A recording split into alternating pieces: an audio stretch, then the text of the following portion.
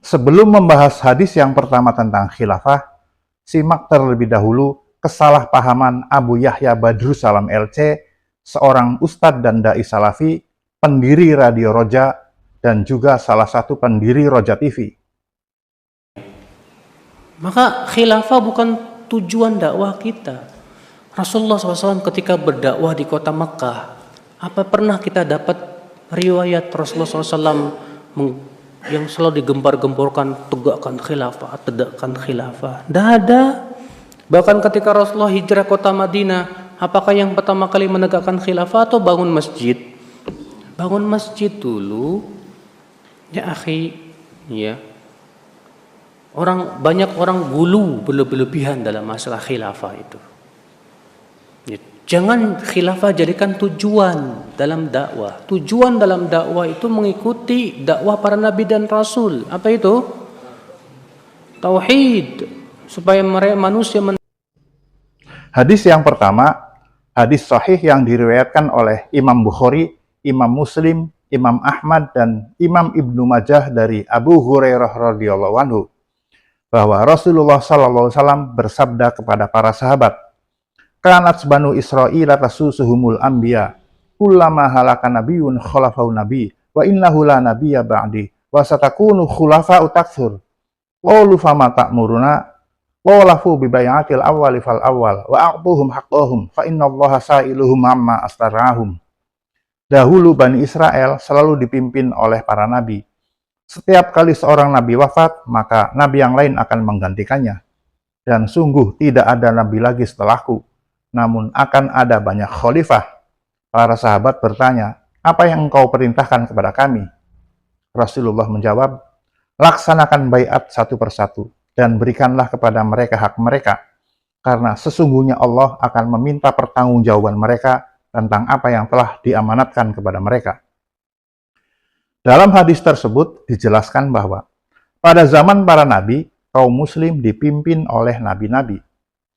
Setelah wafatnya nabi terakhir, yaitu Nabi Muhammad SAW, kaum muslim dipimpin oleh khalifah-khalifah, bukan dipimpin oleh penguasa negara-negara bangsa atau nasionalisme seperti raja, presiden, perdana menteri, dan lain-lain. Karena konsep negara bangsa atau nasionalisme seperti Arab Saudi, Mesir, Suriah, Pakistan, Malaysia, dan lain-lain bukanlah ajaran Islam, bahkan menyelisih atau menyimpang dari firman Allah sebagai berikut. Yang pertama, Al-Quran Surat Ali Imran ayat 103. Wa'tasimu bihablillahi jami'an wa la tafarraqu. Dan berpegang teguhlah kalian pada tali Allah dengan berjamaah, dan janganlah kalian berfirqah-firqah.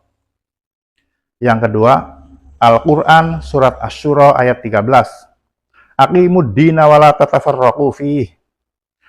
Tegakkanlah din Islam, dan janganlah kalian berfirqah-firqah di dalamnya. Dan yang ketiga, Al-Quran Surat An-Nisa ayat 59. Ya ayyuhalladzina amanu ati'ullaha wa ati'ur rasula wa ulil amri minkum.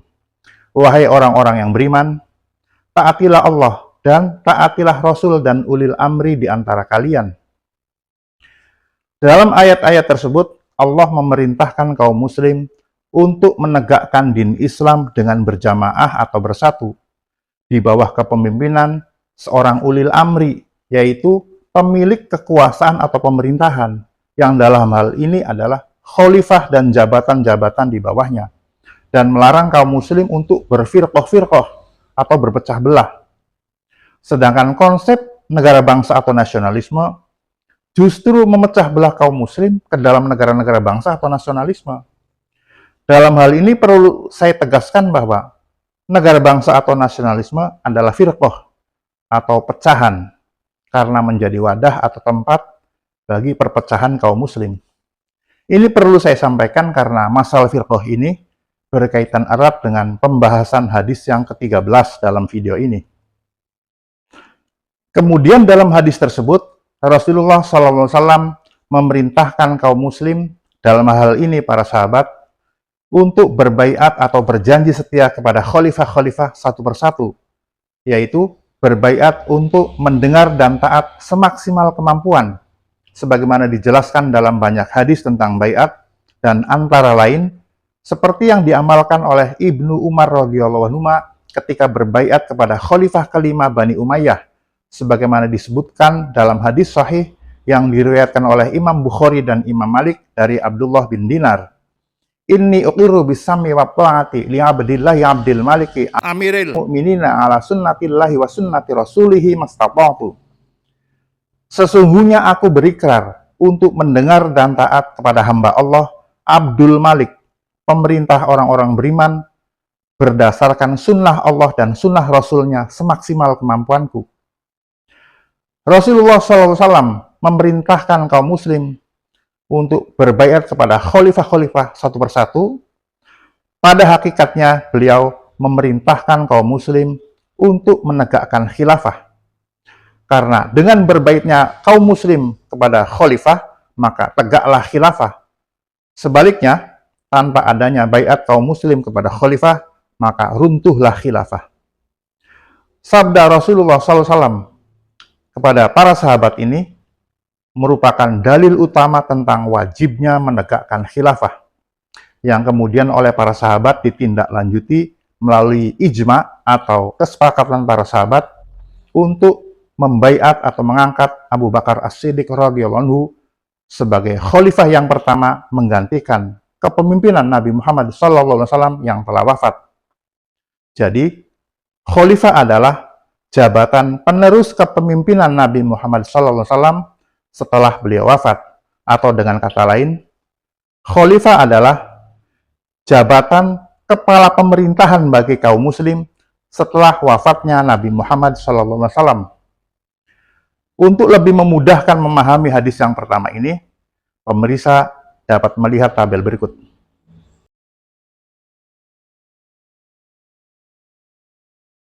Terkait dengan kesalahpahaman Abu Yahya Badrussalam tentang khilafah tersebut, ada dua hal yang ingin saya luruskan.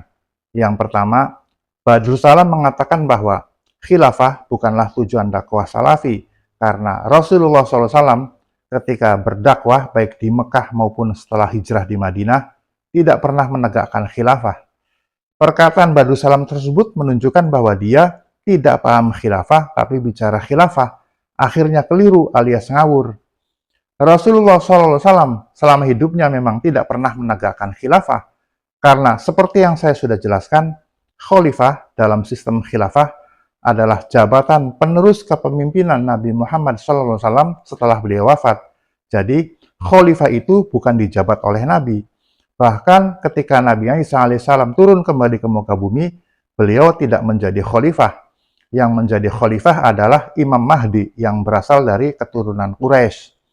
Mengenai keturunan Quraisy ini akan dibahas pada pembahasan hadis yang keempat, kelima, dan keenam dalam video ini. Namun demikian, bukan berarti Rasulullah SAW tidak memerintahkan untuk menegakkan khilafah. Dalam hadis tersebut dengan tegas, Rasulullah SAW memerintahkan kaum muslim yang dalam hal ini para sahabat untuk berbaiat atau berjanji setia kepada khalifah-khalifah satu persatu. Itu menunjukkan bahwa Rasulullah SAW memerintahkan kaum muslim untuk menegakkan khilafah. Kemudian yang kedua, Badrussalam mengatakan bahwa jangan menjadikan khilafah sebagai tujuan dakwah, karena tujuan dakwah para nabi dan rasul itu adalah tauhid.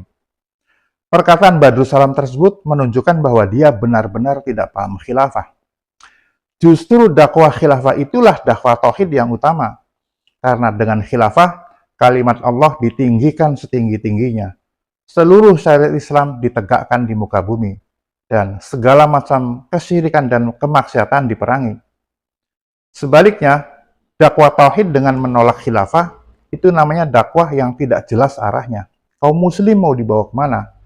Apa bertauhid di bawah naungan hukum tauhid secara terus-menerus?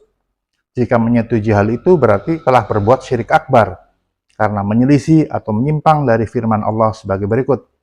Yang pertama, Al-Quran Surat An-Nahl ayat 36. Walaqad ba'atsna fi kulli ummatir rasulan an ya'budullaha wajtanibut taghut. Dan sesungguhnya kami telah mengutus Rasul pada tiap-tiap umat untuk menyerukan abdilah Allah dan jauhilah taghut. Yang kedua, Al-Quran Surat Al-Baqarah ayat 256. Faman yakfur bitaghuti wa yu'min billahi faqad istamsaka bil urwatil wuthqa la infisama laha. Barang siapa yang ingkar kepada taghut dan beriman kepada Allah, maka sungguh ia telah berpegang pada tali yang sangat kuat yang tidak akan putus. Yang ketiga, Al-Quran Surat An-Nisa ayat 60. Alam taro ilal ladzina yaz'umuna annahum amanu bima unzila ilaika wa ma unzila min qablika yuriduna ayyatahakamu ila taghuti wa qad umiru ayyakfuru bih. Apakah kamu, wahai Muhammad, tidak memperhatikan orang-orang yang mengaku diri mereka telah beriman kepada apa yang diturunkan kepadamu dan kepada apa yang diturunkan sebelummu, tetapi mereka masih menginginkan ketetapan hukum kepada taghut, padahal mereka telah diperintahkan untuk mengingkari taghut itu. Dan yang keempat, Al-Quran Surat Al-Maidah ayat 50. Afa hukmal jahiliyyati yabghun wa man ahsanu minallahi hukman liqaumi yuqinun. Apakah hukum jahiliyah yang mereka kehendaki? Dan siapakah yang lebih baik hukumnya daripada Allah bagi orang-orang yang yakin?